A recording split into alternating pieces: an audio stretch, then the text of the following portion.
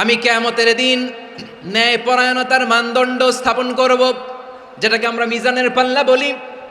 আল্লাহ বলেন ন্যায় বিচারের মানদণ্ড কিয়ামতের ময়দানে আমি আল্লাহ স্থাপন করব।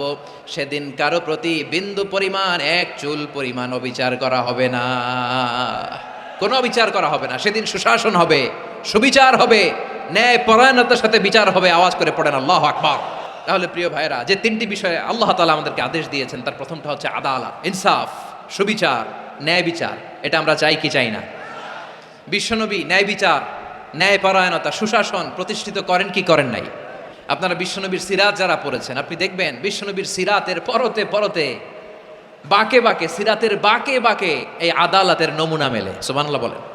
ছোট্ট একটা নমুনা রাসূল সাল্লাল্লাহু আলাইহি ওয়াসাল্লামের সিরা আল আতরা থেকে ছোট্ট একটা নমুনা আপনাদের খেদমতে এখানে উপস্থাপন করি। বিশ্বনবী সাল্লাল্লাহু আলাইহি ওয়াসাল্লাম মক্কা বিজয় করলেন ৮ম হিজরিতে।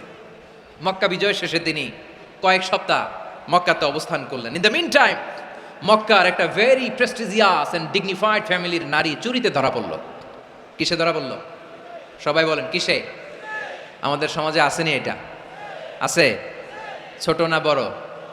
হ্যাঁ, হিসাব করে শেষ করা যায় না। ৩.৫ লাখ কোটি টাকা নাই উন্নয়ন প্রকল্পের নামে।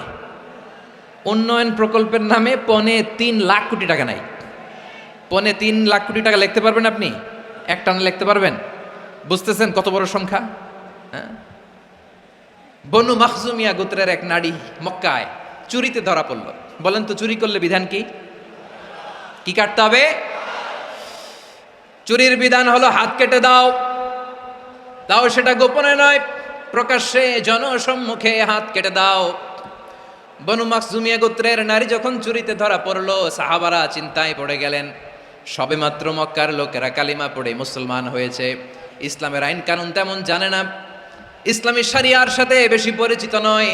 এখনই যদি বিশ্বনবী চুরির যেই বিধান এটা যদি কায়েম করে হাত যদি কেটে দেয়, না জানি মক্কার লোকেরা আবার বিগড়ে যায়, না জানি মক্কার লোকেরা আবার মুরতাদ হয়ে যায়, না জানি